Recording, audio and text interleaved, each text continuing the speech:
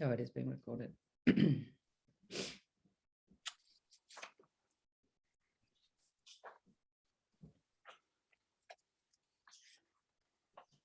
Good morning, everybody who is filtering in. I see you all joining. Just give us a moment. We're going to let everybody filter through. I'm seeing the numbers going up as I'm talking. Sorry, I was distracted. So just give us a minute. And once we have the majority in, we will get started. Until then, you can kind of look at our screen and Gerry and I. And this beautiful orange staircase. Yeah.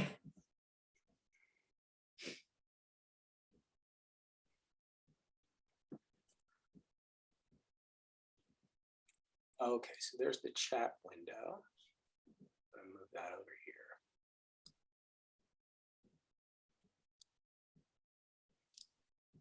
here. All right, so I think we can get going, Gerry.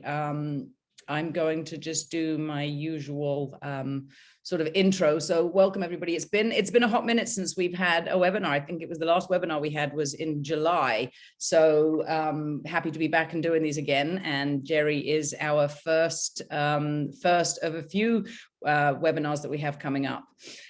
Just a little bit about SPAR. SPAR is a business mentoring entity. We are powered by the SBA, and we offer free mentoring to small businesses. We here are the Monmouth County chapter, but SPAR is a national entity. So anywhere that you're located, there is probably a SPAR chapter near you. You can check out at scor.org is the website, or for us, it's monmouth.scor.org. We offer webinars, we offer mentoring, and as I said, today is the first of a few webinars that we've got lined up, and the first one we've had since July. A little bit of housekeeping, just real quick. So we welcome questions throughout this presentation. We actually like to have them. It's great. It means that you guys are listening and engaged, and we're offering something of value to you. So please don't hesitate to put your questions in. If you could use the Q&A, just because it's easier for us to manage them in the Q&A, and we can make sure that we get to everybody's question. Today's presenter is Gerry Marrone. I'm going to let him introduce himself. He is actually presenting this webinar. He's also a volunteer with our chapter, which is great. We love to have the mentors and volunteers with the chapter doing our presentations. So without further ado, Gerry, I'm going to hand over to you. Okay, well, thank you very much, and welcome everyone. I don't have a visual as to how many people are here, so I'm just going to assume that everyone's listening. We have 29 so far. Oh, okay, good, because I have no clue about that. But in any event, I appreciate the opportunity to present, and you know, talking about sales in an environment like this is very difficult, in that I'm not really sure what your situations are, whether you're in a B2B situation, a B2C situation.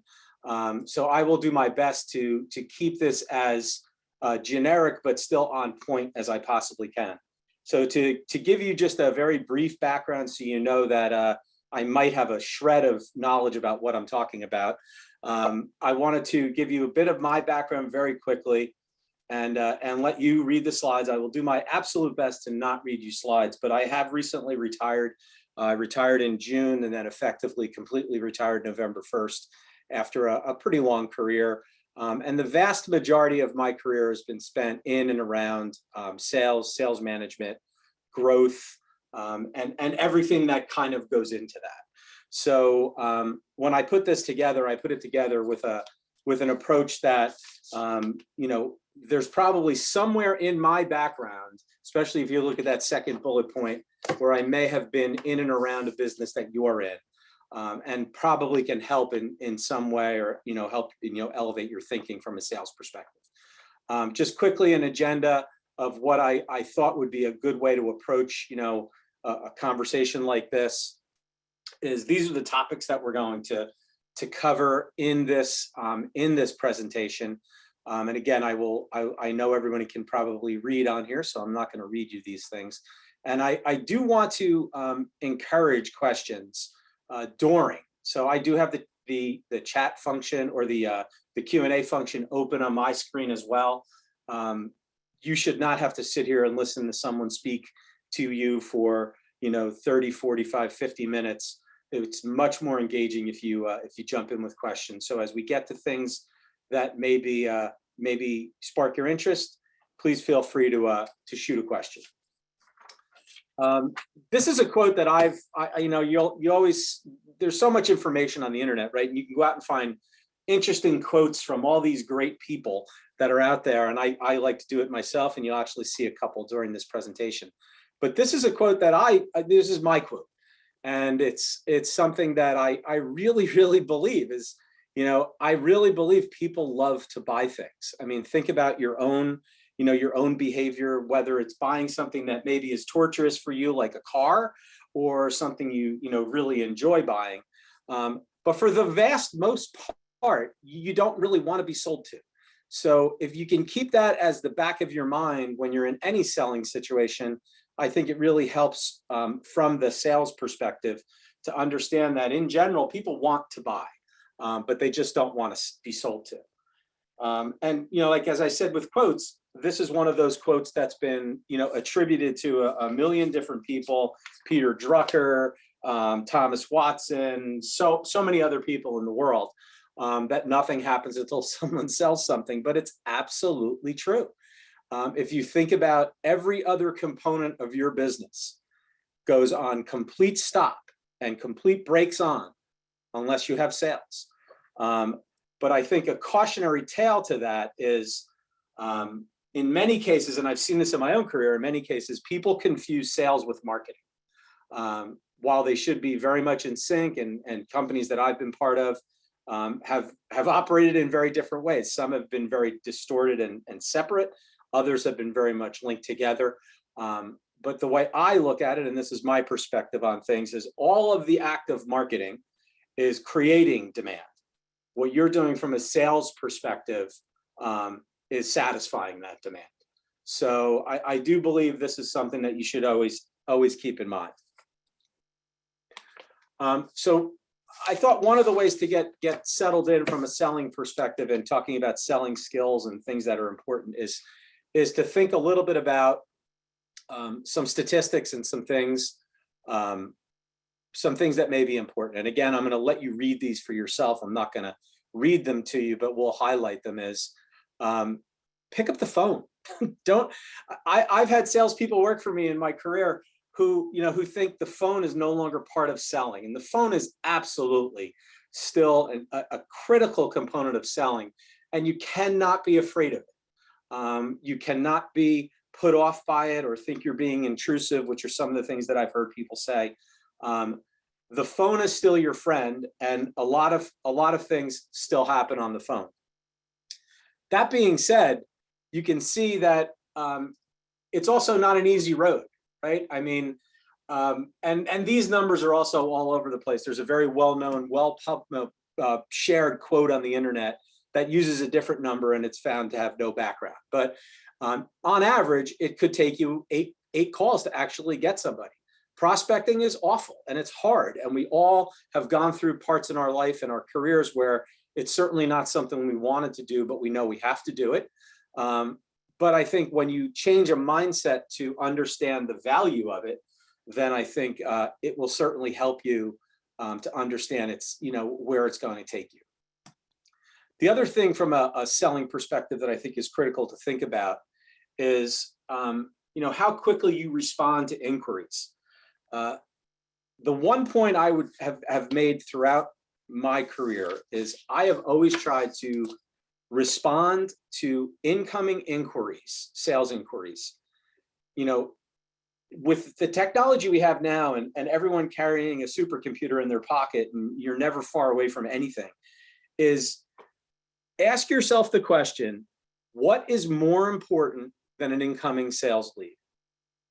You could be in the throes of a million different things, and you probably are running your business. But the moment that lead comes in and it's a potential new sale, what is more important than that new sale? And then you'll know where sales fits kind of on your priority list and in the running of your business.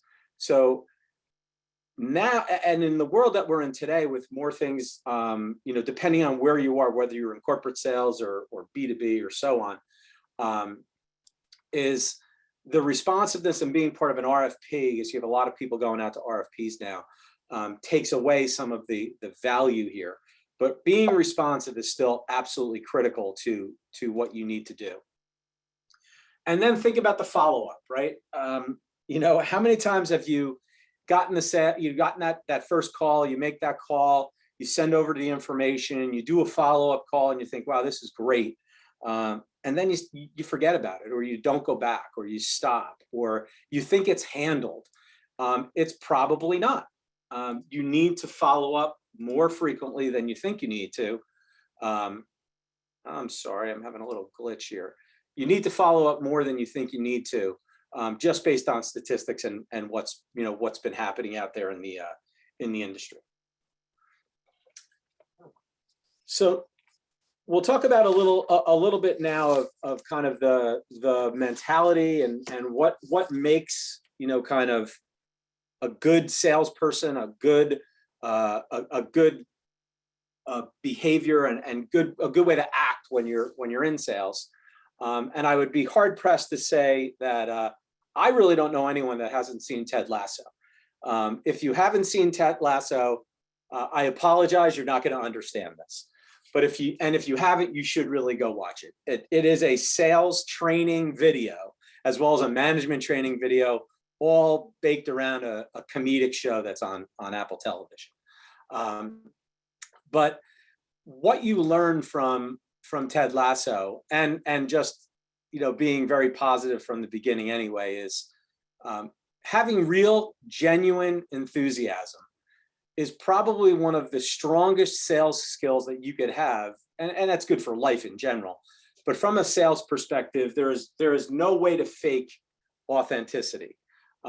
Being authentic is one of the strongest things that you could possibly have. You also have to demonstrate that in the way you carry yourself. And obviously, as we've come into more of this type of an environment, you know, how much selling has been done in the last 12 to 18 months via Zoom or other Teams and so on, versus that in person. Your body language here is just as important. If you notice, I'm standing up to do this. I'm in my home office. I've got an elevated desk, but I'm standing up because I felt it was important to demonstrate, you know, that I'm interested in this and I like doing this, and it's what I want to do. And I believe the same thing is important when you are out there selling or trying to, you know, do what you need to do. Hey, and this Gerry, is, yes, we have a couple of questions. I just figured. Sure. Yeah, I have the Q&A open. Oh, okay. Cindy, yeah. I see Cindy is asking a question about making sales calls during Christmas. Absolutely. Let me preface that, and maybe you can answer through the Q&A as I ask you a question, because questions are the best way to get to this. Who are you trying to reach? Are you trying to reach more senior level people in a company? And if you are, then my answer is an absolute yes, you should. Okay. And Cindy responded that yes, she's trying to reach senior people in a company. And that's fantastic. So yes, I would call. I would also, it's not just dialing the phone, it's how you approach dialing the phone and what you say and what the tone of your voice is and what your message is. Pure cold calling for the sake of dialing the phone and getting someone on without being really prepared, sure, can be bothersome for people. But I think, especially during COVID times, people are answering their phone way more than they've ever answered their phone before. You know, they're in less kind of meaningless meetings that we've all been part of in our career. So yes, my short or long answer is you should absolutely call during the holidays. And also understand you're probably going to have a lower connect as it gets closer to Christmas, because more people will take that time off. But it doesn't mean you should stop calling. Just a quick note to everyone: if you could try to use the Q&A and not the chat function, because I don't want to miss any questions. But Gerry, there was another one from Alvin in the chat that says, what tools do you recommend for follow-up? Okay, yeah, I just opened the chat. So I have the chat over here and I have the Q&A over here. Yeah. I can't see my screen at all, but that's okay. I kind of know what my deck says. Okay, so the question was, what tools do you recommend for follow-ups? Again, very specific to what you're selling, but I believe in the KISS the KISS philosophy. Keep it simple, and you know what the last S is for. The more direct and the more on point you can be, the better that follow-up is going to be. And that follow-up should be personalized and customized to what your solution that you're selling or the product you're selling, and if, as I'm the buyer, and what my needs are. The more generic, the less effective. The more personalized, more effective. That would be my, without knowing the specifics, that would be my my quick answer. Is it pertinent to wear a suit as far as business attire goes? I'm not wearing one. I know no one that wears suits anymore, depending on what industry you're in. If you're in banking, probably still need a suit. But outside of banking, I mean, at my last position that I just retired from, I was calling on the most senior level people at the biggest retailers in the world. And I hadn't worn a tie in 3 years. In fact, most of the calls that we went on in person was jeans, button-down shirt, and sometimes a blazer, depending on what you were, you know, where you were going and who you were calling on. But if you walked into Walmart headquarters in a suit, you were alone. No one was in Walmart headquarters in Bentonville, Arkansas in a suit. Whatever happened to old-fashioned mailings? Do they still work? Absolutely. Direct mail is absolutely still a thing, and you should not lose sight of that. So, any other questions that you felt we needed to jump on now? No, I don't think so. I Okay. I saw a couple coming in the chat, and you took a breath, so I Not a problem. So going back to close this slide up, and I know this is something that nobody really wants to hear, but when it comes to pure sales, that third bullet point, I strongly believe in. If you really can't be genuine, if you can't be authentic, if you really don't believe in what you're doing, and you're only doing it for some other purpose, don't do it. Find something else. Maybe you should find something else. So the next topic that I wanted to talk about too is listening. And while it sounds obvious and you know, maybe too generic, listening I've found to be in the best salespeople I have ever worked with were typically had two skills. They were fantastic, active listeners, and they asked great questions. And when you put those two skills together, and the best pointer I can give you is listen to hear, not to respond. How many times we've all done it. You're in a meeting, you have your pad, you have your pen, and like you hear what's going on, but you're already writing down or thinking about that next question you want to ask. And while you're contemplating that next question, you haven't learned or listened to the answer from the question before, because you're trying to get through what you need to get through. It's like having a PowerPoint deck. I would prefer to do this presentation to all of you without PowerPoint and see all your faces and have an open conversation about sales. Unfortunately, that's not the world we live in, and it can't be done that way yet, at least not effectively. So you really need to open your ears. You know, there's an old saying, you've heard it a million times probably, you know, the reason you have two ears and one mouth is pretty obvious. You know, use your ears more than your mouth and you'll be better off. And you need to be able to, you know, then take that learning and get into the questions that help you uncover what it is that customer or prospect or client, you know, is really looking for. And, you know, I could list a million very salesy questions here that, you know, say, make sure you ask this, make sure you ask that. What I'm going to say is, again, going back to one of kind of my favorite words, is be genuine in what you're asking. Try to figure out how to roll in some of your previous experience into that question you're asking, so that the empathy that you show, because empathy is one of those other immeasurable skills to be successful in sales. And to give you an example of that, in my career, one of the roles that I had was director of strategy for Bed Bath & Beyond, you know, the retailer. So now you fast forward 10 years later, and I have a sales team, and we're going out and we're selling merchandising services to other retailers. Um, you know, I could sit in that room and say, you know, when I was in this type of role, I encountered this type of challenge. Is that a challenge that you're having? Now, full well, I knew it was because I was prepared, but by positioning it that way, it was empathetic, it was genuine, and you get a better answer than asking kind of a coined type of question. Someone just asked a question in the Q&A: is public speaking a must? There are very few jobs that in sales that I can think of that will not require you to get better at public speaking. If you're not comfortable public speaking, you can learn and get comfortable. There's an organization called Toastmasters out there that I would highly recommend. You can find a local chapter.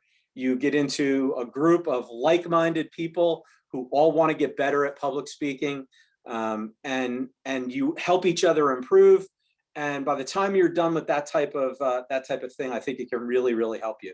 So if being uncomfortable public speaking is a problem for you or a challenge for you, I do think it will hold you back from a career in sales and being as successful, as you possibly can.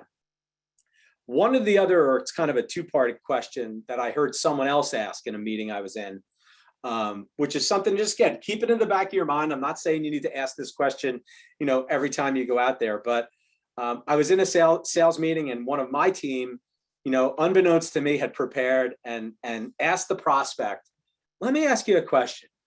What keeps you up at night? What prevents you from reaching your bonus at the end of the year? And at first I was kind of really pulled back. I was kind of afraid because, you're kind of bordering on how personal am I getting with this particular client or prospect. And the person on the other side of the chair, he sat back and he crossed his arms and he started shaking his head. And I'm going, oh man, we're going to get blasted. Here it comes.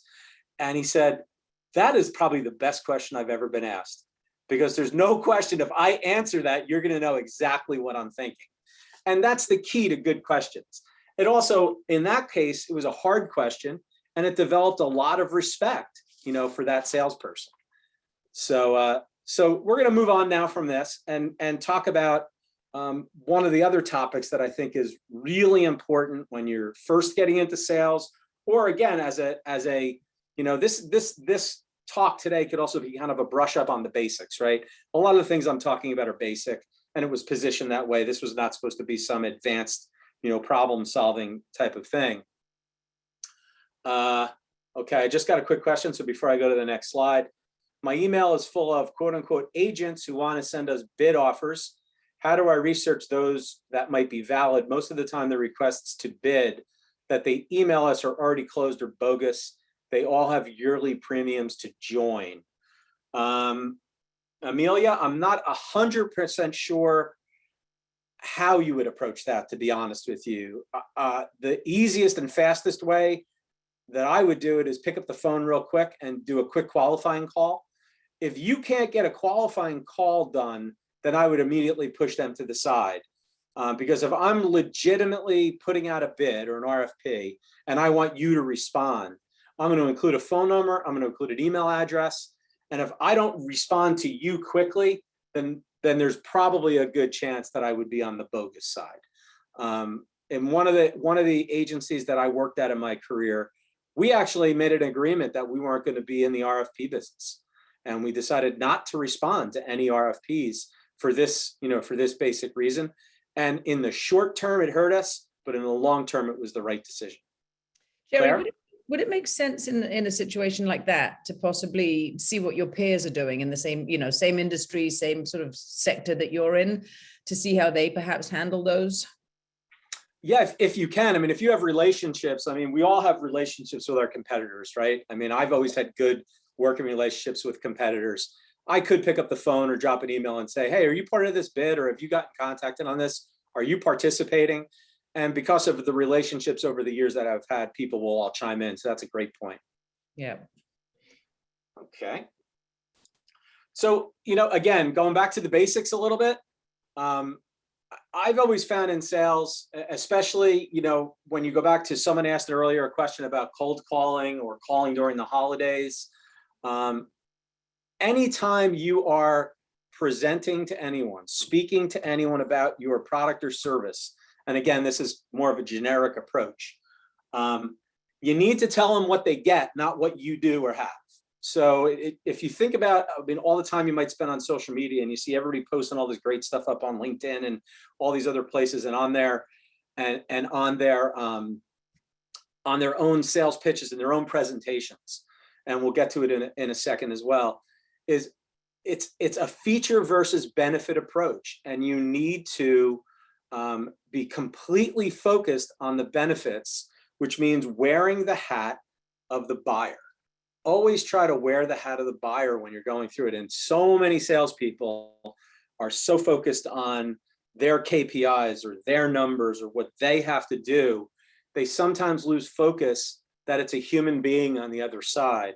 And that human being needs to understand how it benefits them, maybe personally, maybe professionally, but you need to be focused on the benefits. You know, this was Steve, it's Steve Jobs or Steve Jobs, whoever, but this is one of his first biggest sales, obviously.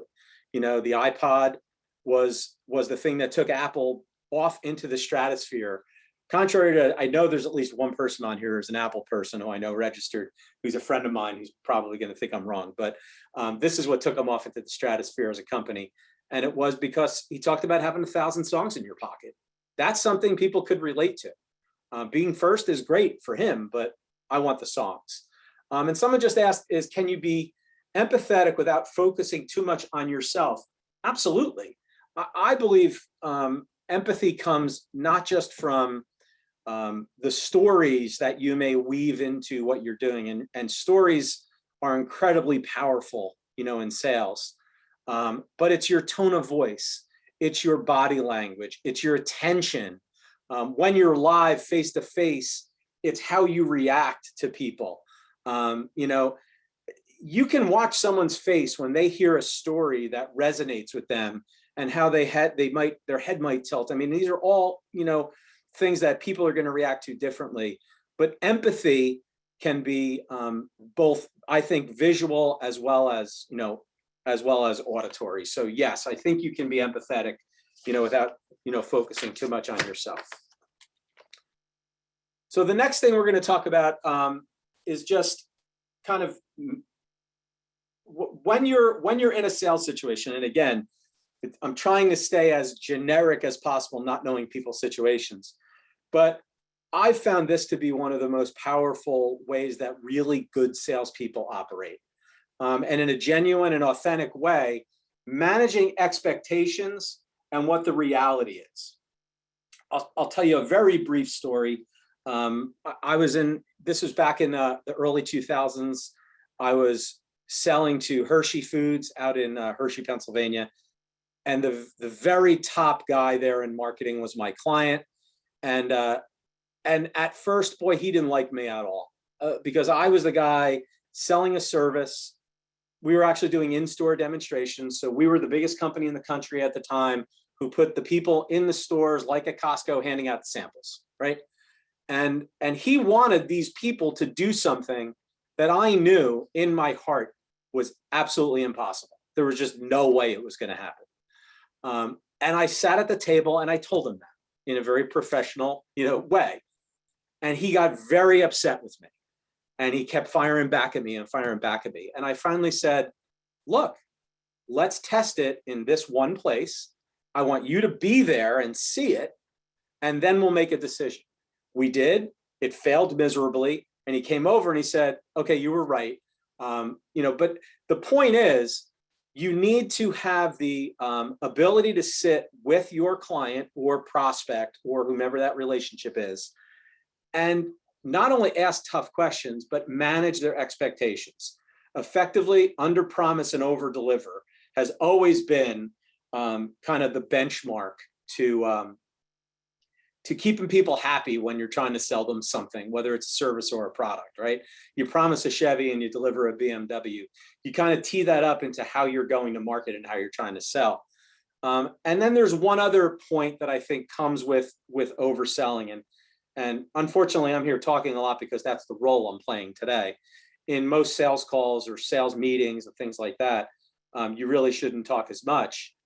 But what you should be very, very aware of is when you ask for the order, and I know this is, probably not politically correct to yell at you, shut up, and I am yelling at you in really loud voice. And if you want to know a little bit more about this approach, you can research a guy online called J. Douglas Edwards, who is the first guy that came out with this probably 40 years ago. But effectively, the point is you ask for the order or the sale or the close or the next meeting, or use this on your kids, which my wife and I have done, and it works magnificently. When you ask anyone a leading question that you are looking for an answer to, and then shut up. I did this once in a call, and I actually looked at my watch because I knew it was going to be really uncomfortable. And for 12 seconds, there was silence in the room. 12 seconds doesn't sound like a long time, but sit alone for 12 seconds in a room with nobody speaking, and you'll see just how uncomfortable it is. The first person that speaks loses.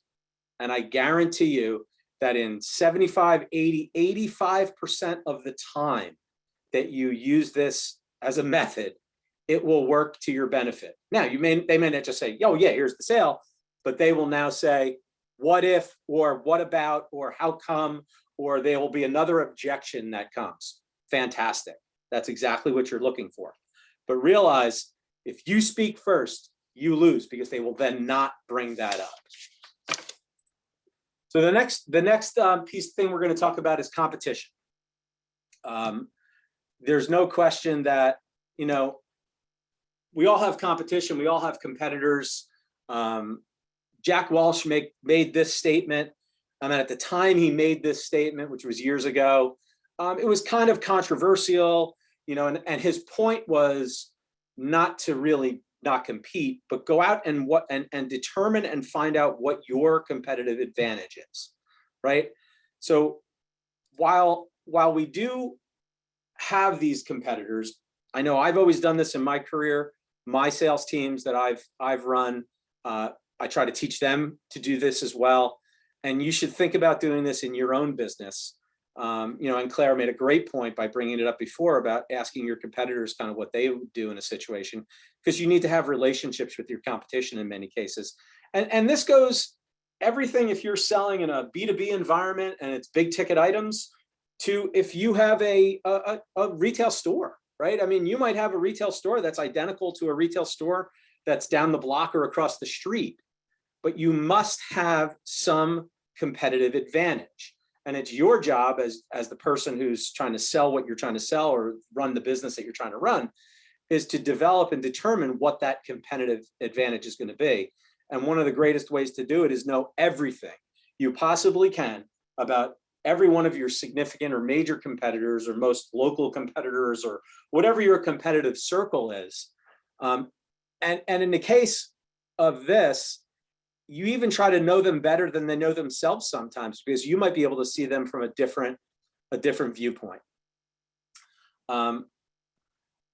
Also, never, and I mean never, ever speak badly. You can see the words.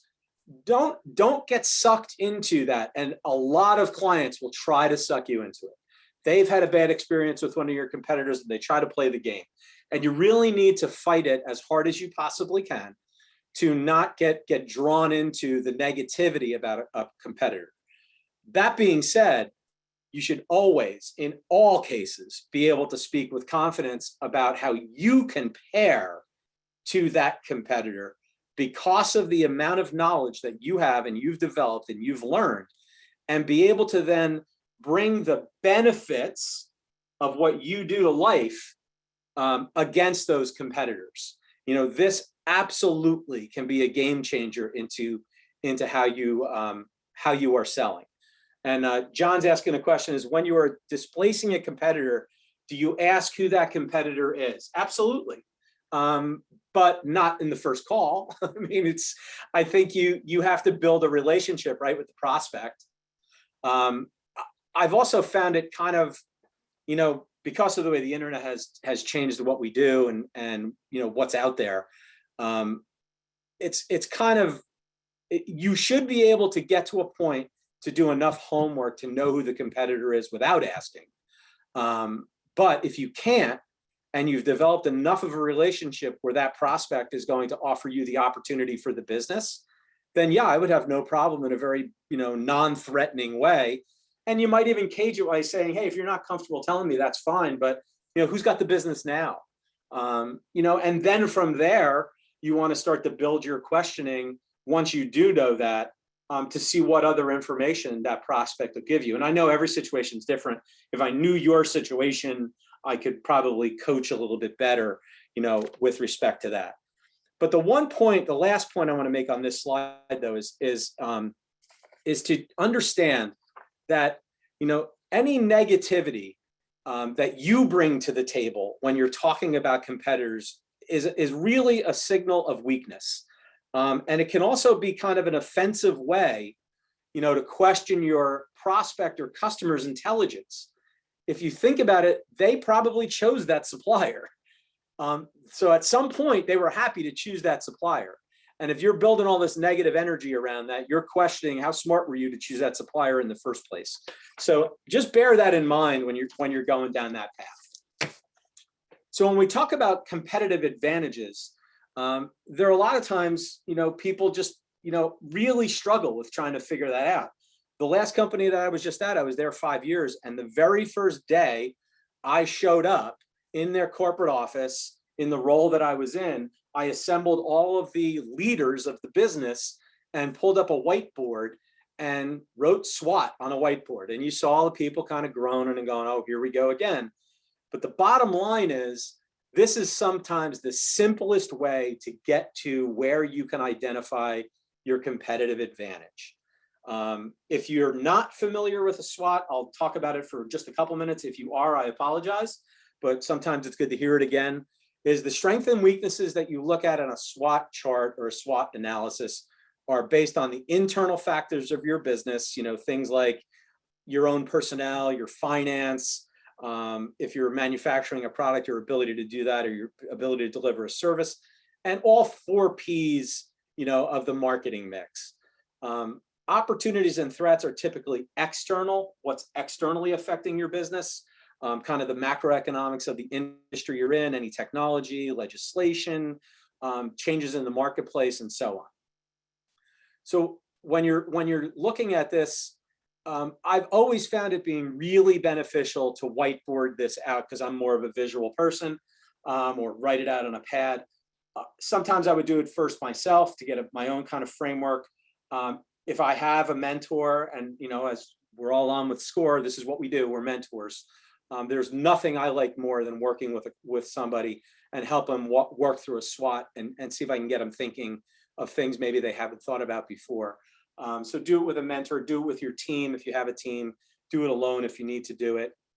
You can also do a SWOT for your product or service, and then you could also do one for your competitive position. So, SWOT out where you are in relation to your competitors, where your product or service is in relation to your marketplace. And then you can bring those findings together and try to find, if it's not obvious, try to find, what your competitive advantage could be. Any questions so far? I'm going to just pause real quickly because I'm just looking at what I have ahead of me. I wanted to see if anybody else had any other questions that they wanted to throw up. Okay. So again, as I approached doing this presentation, I had to approach it assuming people were a typical SCORE client, and a typical SCORE client or someone running a small business, thinking about getting into their own business and so on. So that's the approach that I took with this section, is with relationship to CRM, and do you really need a CRM? And frankly, what is a CRM? There may be people on, watching this now or participating now who don't know what a CRM is. So CRM stands for Customer Relationship Management, and there are systems in place that you can use out there that can help you do a lot of the things that you want to or need to do as it pertains to sales. And only you can really decide if you want one or so on. Okay, Michael's asking, How about online landing pages? Are they as effective as mailing ads? And then someone just asked another question. How do you build a relationship with potential clients from scratch? Landing pages, let's hold on to for 1 second if you can, Michael, because there's some, I do talk about the digital side of this in another couple slides. Karine is asking, how do you build a relationship with potential clients from scratch? Well, it all starts with that first phone call, right? You have to have a conversation. You're probably not going to do it via email or text or any other way, at least not as effectively as a phone call or an in-person meeting would. If you're still not comfortable with in-person meetings, you want to do it via phone. And I think it starts by finding a place where you can have an impact and start to build a relationship from that. It may be personal, it may be business. I mean, I know this is going to sound like stalking at some level, but it really isn't. LinkedIn is an amazing tool, and social media is an amazing place to find out more about your prospects than they probably ever want you to really know, right? Dig deep, find out what things they're interested in, what have they commented on LinkedIn. Find some type of way to link it all together where you have an opinion or a value that you can bring to something that's interesting to that potential client, and start there. For example, if you go on my LinkedIn page, you'll see that I have a background in soccer. I was in professional soccer for a while as a general manager. I'm a Manchester United supporter, if you can't figure that out from behind me. So why not start there if you happen to have an affinity for Manchester United or soccer, or if you don't, learn something about it and come at me as a prospect on something that it maybe is a little more personal than business. It just doesn't always have to be about selling something. You have to build a relationship first. John's asking, when you do consultative selling for custom B2B projects, how would you lead the sales process? Would you lead it with a random client example where you have helped, or dig right into the questions of the prospect situation? That's a great, phenomenal question. And I think depending on the situation, John, I would do it both ways. I think if you have a direct on competitive thing that you can still maintain your integrity and any confidentiality that you do need to maintain, anytime you could give me a direct example where you helped somebody in the same problem I have, that's what I'd want to say. However, I will tell you that the higher in an organization you are selling to, I believe that very first opportunity you get to get in front of that group, whether it be on Zoom or in person, you need to get to the heart of the matter right out of the box. I coached so many people coming in to sell to the senior leadership team at Bed Bath & Beyond that I was bringing in, and would coach and tell them, do not open your presentation by talking about your company, how great you are, what your title is, who all the people are that are with you. Open that presentation with, we are here to solve this problem. We have this solution to solve it. And let us talk about how we're going to help you solve this problem, solution, service, whatever it is that you're trying to do. That will get people engaged immediately. The moment you start talking about yourself and how great you are, you sound like every other company that's come in, because every company that comes in, believe it or not, is the best at their business. They're absolutely fantastic. They have the solution, made from heaven. But if you come in and are specific to the specific problem you're trying to solve, you will captivate people and get their attention right away. So hopefully that answered your question. Just speaking to that, I remember in a previous life having, you would lose me if you came in and presented to me, to sell to me, and the first 3 slides of your PowerPoint were nothing about what you were selling. I was already checked. I was checked out, and I was already onto my next project in my head. And you could see it. And by the time you get to slide 19, and now you're talking about what you want to sell me. Too late. Yeah, lights out. Exactly. It's over. Exactly. Your first, I tried to coach these people, and in the room, when I would bring these people in, I had the entire management team of Bed Bath, CEO, CFO, chief merchant. These were the players, right? Nothing happened in the company without this team of people. And I would tell you, you literally have 3 to 5 minutes. In 3 or 5 minutes, they will either be engaged or disengaged, and you'll know because immediately they're going like this. And these were the days of the BlackBerry. So they're immediately on their BlackBerries answering emails and doing other stuff. So yeah, you have to get to the point pretty quickly. And we could do a whole seminar on presentation skills and how to prepare for that big pitch. And I think it would be very beneficial if you had enough of an audience that wanted to see that. I think that would be great. If anybody wants to do raise their hand, if they would be interested in something like that, that would be great. Yep, we've got some raised hands. Wonderful. I mean, I'd almost make it a workshop and have everybody come prepared if they're willing to share what they're working on. And we could do it as a workshop in maybe a different Zoom setting where we could see everybody. But in any event, I know we're coming close on time, so I want to make sure we get this all in. So from a CRM, and I'm not going to read you these, but these are the things that a CRM is going to be able to help you do if you have not used one or ever used one. You've probably all heard of Salesforce.com. It is the granddaddy of them all. And most likely, if you're a small business or just getting started, you do not need Salesforce.com. But you should still think about what a CRM can do for you with respect to the things that you're seeing populate on the screen. Just from a pure selling perspective, having all of your information accessible in one place and shareable amongst any other team members that may need to access it probably pays for itself. Although there are CRMs out there that are not high cost or anything like that. And I know it can be daunting to get started. So I think when you approach the concept of adding a CRM into what you're looking to get done, you need to kind of work it backwards, right? Do some research, start small, kind of reverse engineer what you want out of it. And the question I always ask is, what pieces of information, if you had them on a regular basis, would help you build your business faster or better? Everyone's going to need something different here, so there's no universal. Here are some CRMs that you can look at. I've used 5 out of the 7 of these on the screen. They're all equally easy to use and simple to get engaged with. They're also very inexpensive. They mostly charge on a per user basis, on a per month per user basis. And they could be as minuscule part of your business or as max part of your business as you choose them to be. But keep in mind, if this is something you want to do, you should look there. So another question that comes up.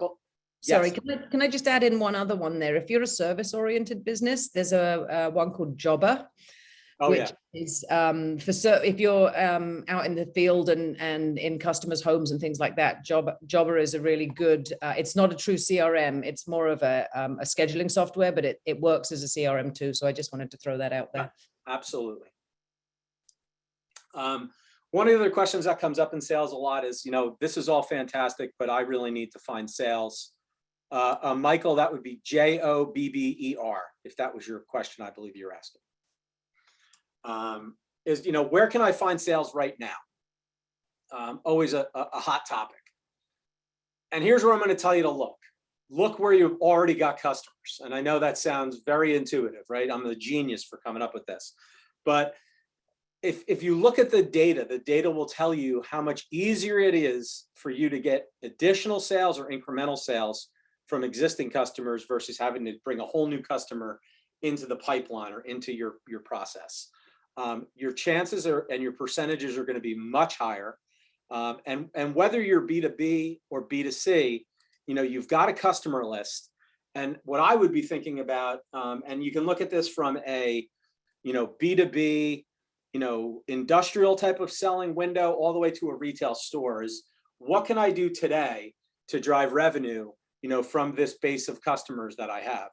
And, again, we could spend 30 minutes just, talking about the different types of opportunities that are out there and how you could,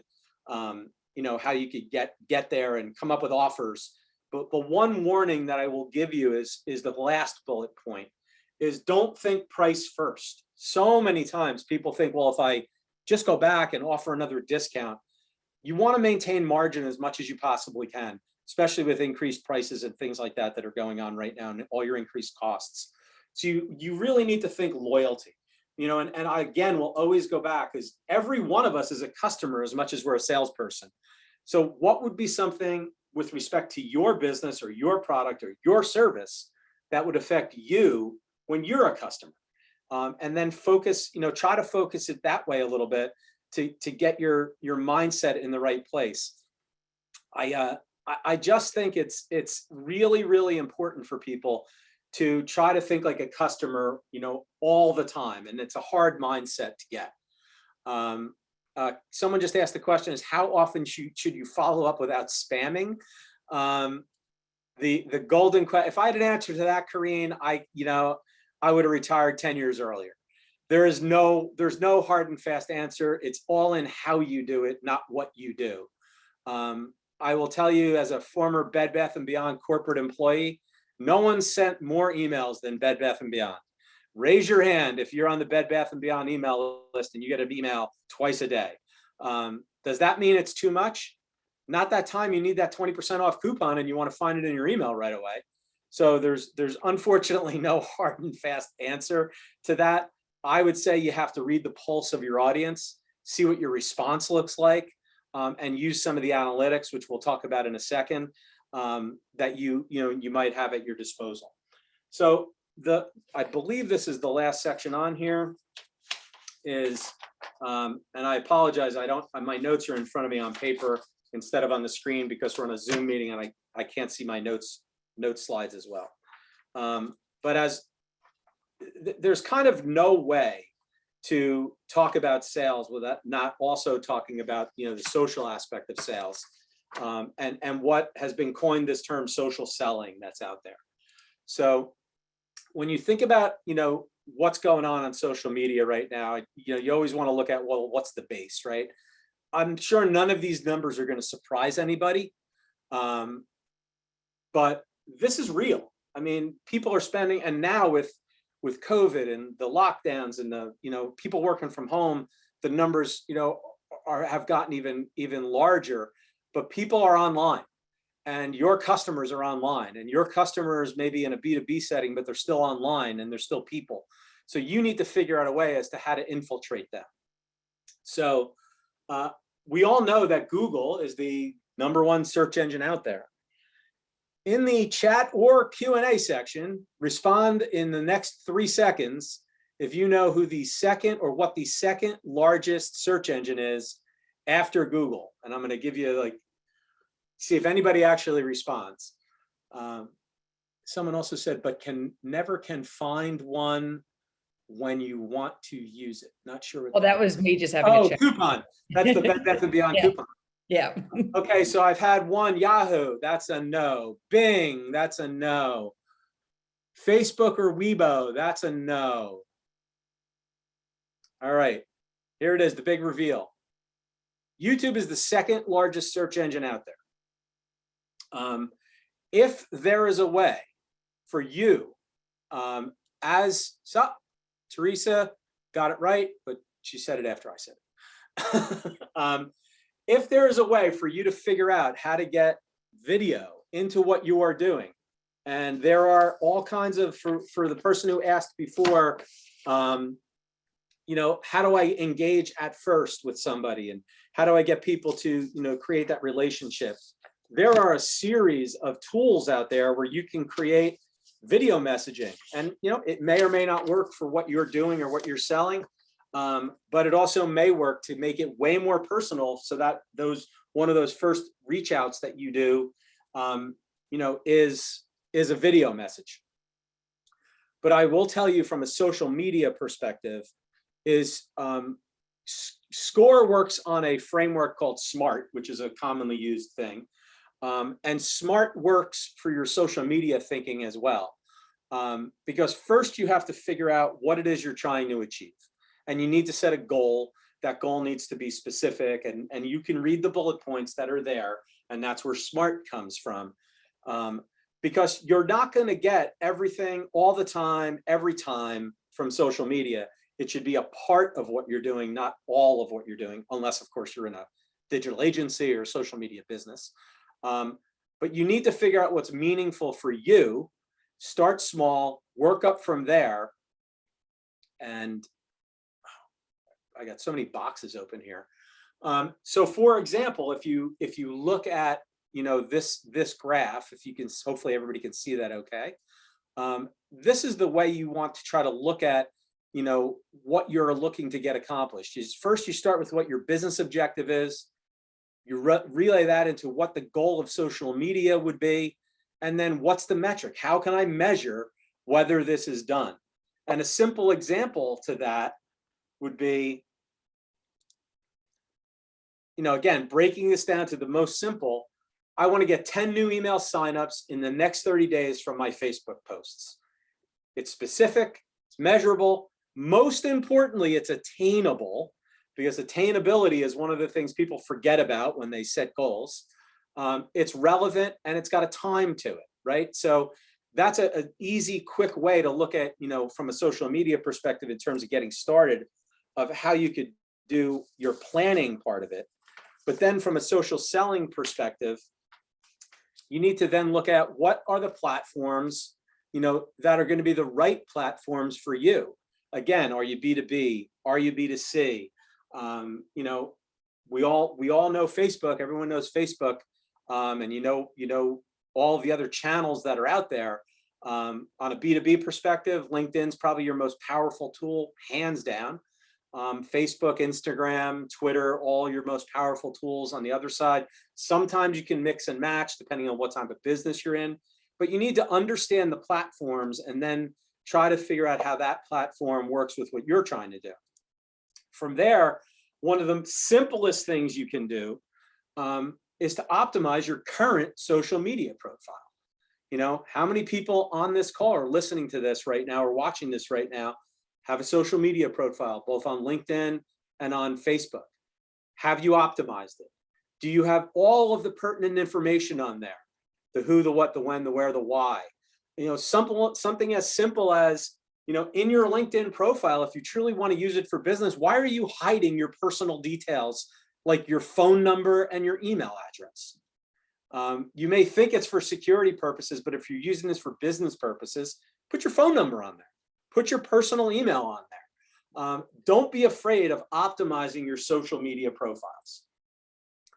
And then consider, you know, a paid advertising budget. And I know this is a scary thing to a lot of people, but once you know kind of where you're going and what you're doing, considering paid advertising is not necessarily a bad thing. The beauty of digital is that it's incredibly controllable and incredibly localized if you choose it to be localized, like SCORE Monmouth. Well, we are a SCORE chapter who services Monmouth County.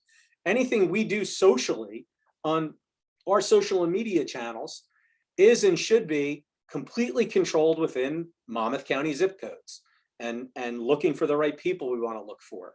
When you think about it from a budget perspective, you can control your social media spending on a daily basis. You can set the budget. I want to spend $5 a day promoting my, you know, posts on social media. At the end of that $5 being spent, it's shut off. If I do that for 30 days, that's $150 for the month that I spent. And then I look back and say, okay, well, what did I get out of that? How many leads turned from a lead to a transaction? And what was the value of that transaction? And based on what margin? And was my $150 a valuable investment? That's a really, you know, kind of compressed way to look at it. And it's compressed from a time perspective because we're at 11:29. And I still didn't answer Michael's question about landing pages. I don't think you're asking, are they as effective as mailing ads? I'm guessing you're thinking about direct mail.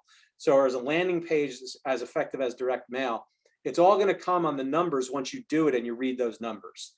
Just like emails. I mean, emails is one of the easiest ones to look at and the most understandable for people, I think. When you go out and do anything, you need to measure what you did, what the response was that you were looking for, and what that response led to. You might get an overwhelmingly better number of responses on something, but when you analyze the tail of that, none of those responses led to a sale. So were they really effective to have to take your time and do all those versus maybe you had fewer over here, but it was way more targeted, directly led to a sale, and it was better for you. So I think that's the way you have to try to look at some of this stuff. We still on, Claire? Yeah, we're still on. Oh, okay, because I just saw something change on the top, and I know we just hit the number, hit the minute. So lastly, this is a graphic just for you to look at, but when you think about your business and being on social media, you need to pay attention to what your customers or the trends are from your customers that are out there. Why are people online? What are they using online for? And try to figure out a way to weave some of these things into the content that you're putting out online. Do not, and I will say it 10 times, do not make every post about selling what you're trying to sell. That is a bad, bad strategy. You need to engage people and create relationships with people. Here's another thing, we never kind of got to this, but there is also opportunity from a social media perspective to sell what you're trying to sell in some cases, depending on what it is you're selling. And here are some of the platforms that you could possibly do that on, and you can dig a little bit deeper into that. So this is the final slide, and I will give you the final sales secret of this entire presentation. And it is absolutely 100% universally correct. This is when you lean into the computer and you want to get the real secret. If you really want to make more money and close more sales and get more deals, you have to ask for the sale. I know that's really a hokey way to end this, but I can't tell you how many times in my career I've been with salespeople who do the greatest presentation in the world and then don't ask for anything. Another appointment, a referral, the sale, but ask for the business. You must not be uncomfortable closing and asking for the sale. So in that regard, I will ask you the final question is, how can SCORE help you today?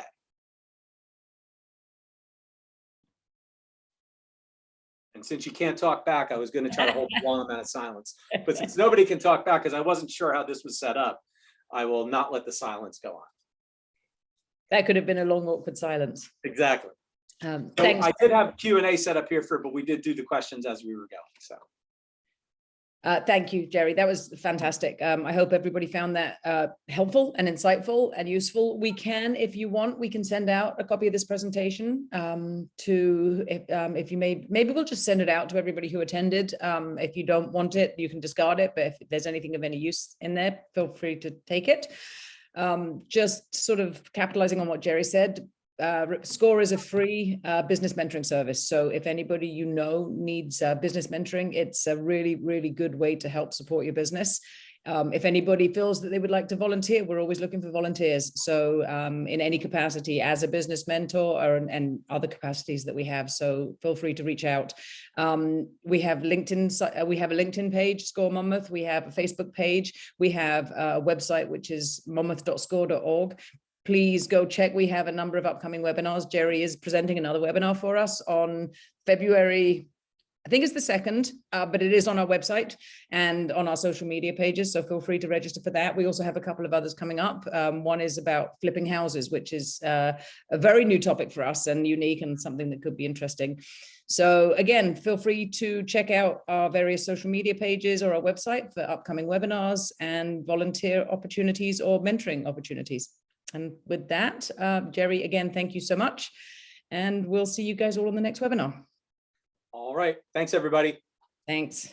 Bye-bye. Bye.